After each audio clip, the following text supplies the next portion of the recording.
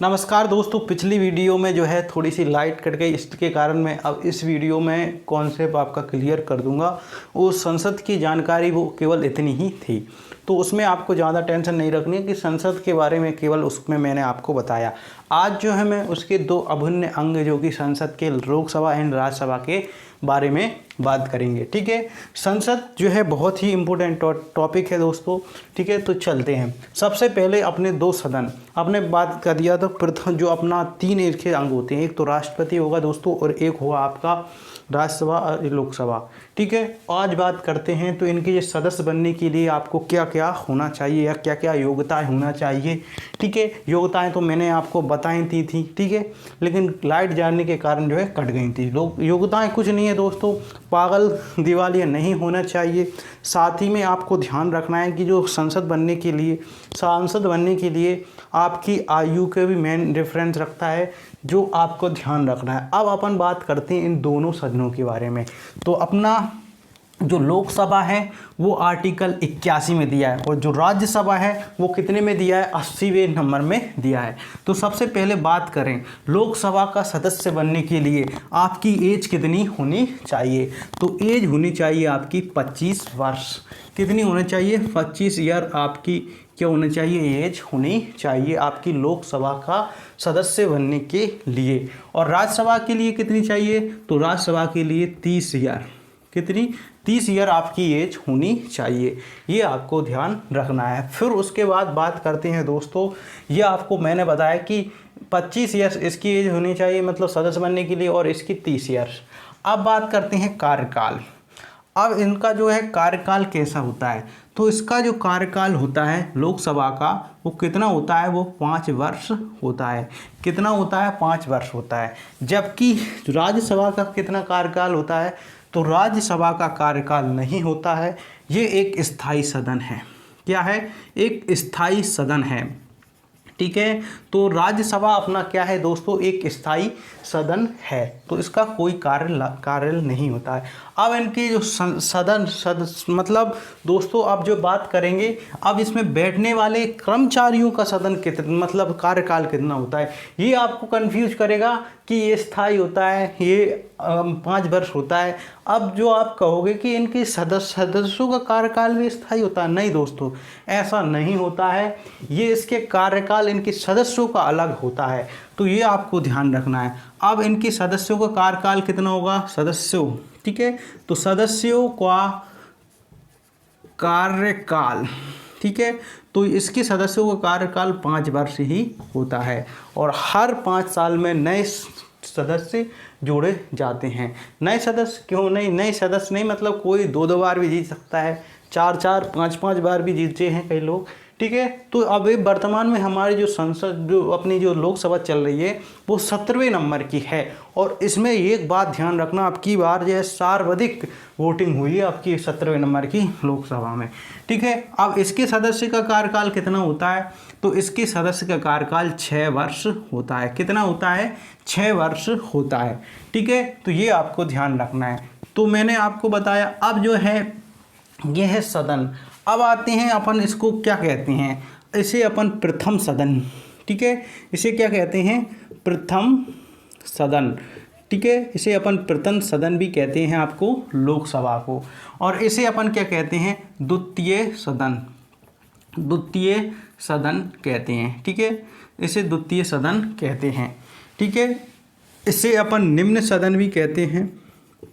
ठीक है, ये निम्न सदन है, निम्न सदन। ये आपका उच्च सदन कहते हैं, इसे अपन उच्च सदन। इसे अपन कहते हैं दोस्तों जनता का सदन। ठीक है, जनता का सदन। ठीक है, जनता का सदन कहते हैं। और इसे अपन क्या कहते हैं, इसे जनता का सदन कहते हैं दोस्तों।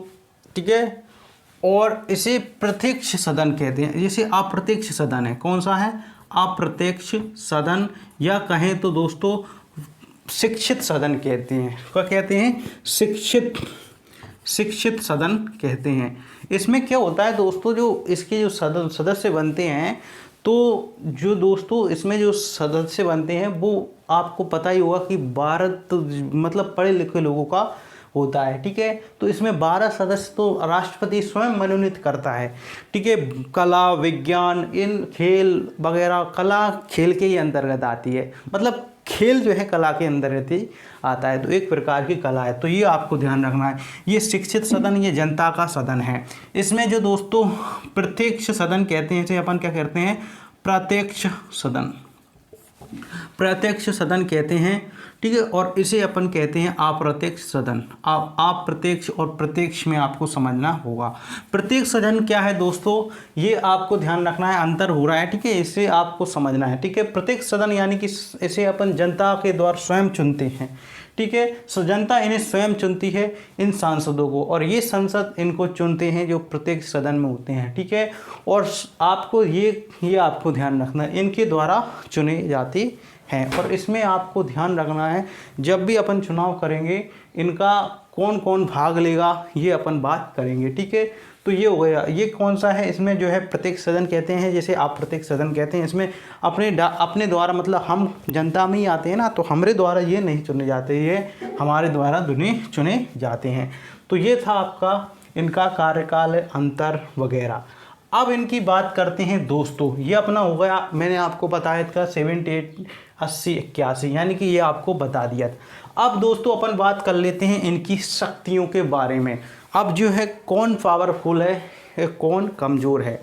सबसे पहले तो ये 6 वर्ष, आपको कंफ्यूज नहीं हो रहा, 6 वर्ष में फिर अब इसमें हर साल चुनाव तो होता नहीं है, प्रत्येक अब किस में नहीं होता, हर साल तो किसी में भी नहीं होता दोस्तों, ठीक है। तो अब जो है अपन बात करते हैं इसमें 5 साल में, लेकिन इसमें प्रत्येक 2 वर्ष, प्रत्येक मतलब 2 वर्ष में 1/3 सदस्यों का चुनाव होता है। प्रत्येक 2 वर्ष में 1/3 सदस्यों का चुनाव होता है। मतलब जैसे कि आपको ध्यान रखना है, जैसे 2020 में चुनाव हुआ, ठीक है, इसका राज्यसभा की अपन बात कर रहे हैं, ठीक है। ये आपको ध्यान रखना है, राज्यसभा की, इधर ही लिखेंगे तो अपन को समझ में आएगा। तो राज्यसभा में मान के चलो 2020 में चुनाव हुआ, अब कब होगा, 2022 में, कितने सदस्यों का, 1/3 सदस्यों का, फिर 2024 में, ठीक है। इस प्रकार से इनके सदस्यों का चुनाव होता है। तो इस प्रकार से ये स्थायी सदन है, ठीक है। और इसके सदस्य का कार्यकाल 6 वर्ष होता है, ठीक है। तो ये आपको ध्यान रखना है। अब जो है इनकी शक्तियों के बारे में बात कर लेते हैं, ठीक है। ये ट्रिक मिटल गया। अब अपन बात करते हैं इनकी शक्तियाँ, ठीक है। तो शक्तियों के बारे में बात करते हैं। अब जो है शक्ति किसकी पावरफुल होता है, कौन, तो सबसे पावरफुल माना जाता है दोस्तों लोकसभा को, ठीक है। तो ये कब होगा, तो ये जब बजट पेश किया जाएगा, धन विधेयक पेश किया जाएगा, तो जो है दोस्तों ये पावरफुल होता है। यदि कोई संयुक्त अधिवेशन बुलाया जाता है तब भी यह मतलब कौन होता है, आपका लोकसभा ही पावरफुल होती है। वो कैसे, क्योंकि इसमें संख्या बल अधिक है। कितना है, 545 मान लो, और इसमें 245, ठीक है।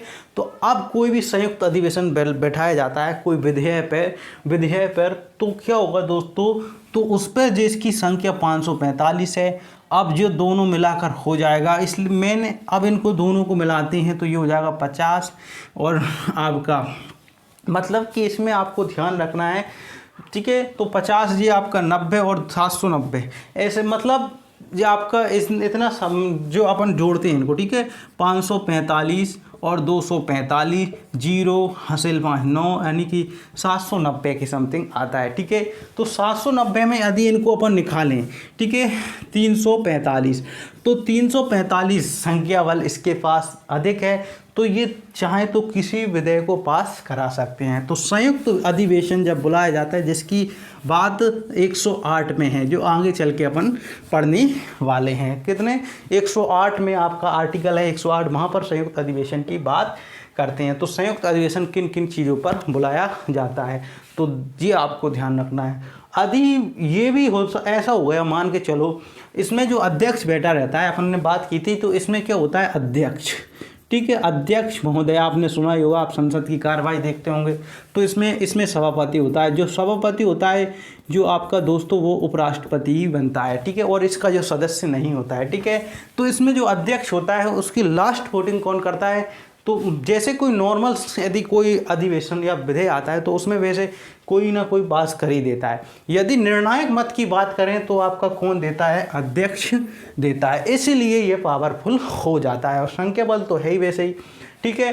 अब बात करें राज्यसभा की भी शक्तियाँ होती है, ऐसे तो नहीं है कि यही शक्तियाँ इसके ही पास सब कुछ होगा, नहीं, इसके पास भी है।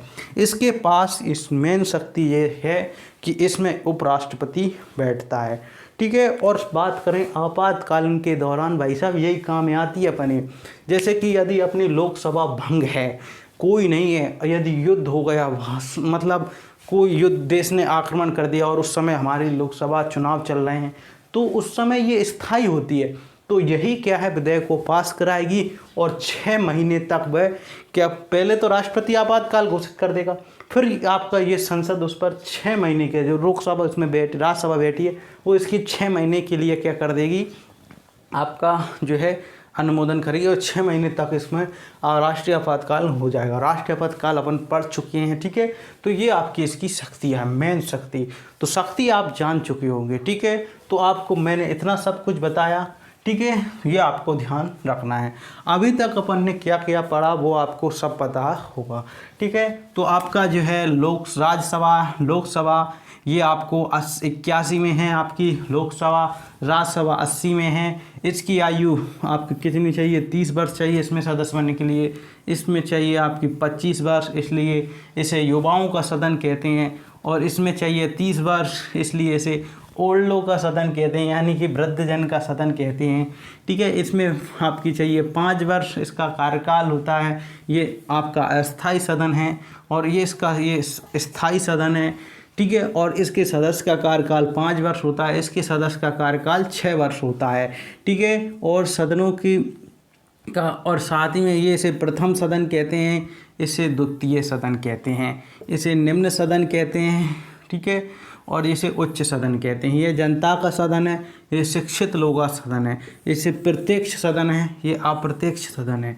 इसमें प्रत्येक 2 वर्ष में आपकी कितने सदस्यों की चुनाव होता है, तो 1/3 सदस्यों का चुनाव होता है, ठीक है। अब जो है आगे अपन पढ़ेंगे 82, ठीक है, संविधान, मतलब आर्टिकल पढ़ेंगे 82, 83, 84, ज़्यादा मोस्ट ही, मतलब अपन तो सभी मोस्ट मानेंगे जब अपन ने पूरी तरीके से अपने पॉलिटी पढ़ना है तो, ठीक है।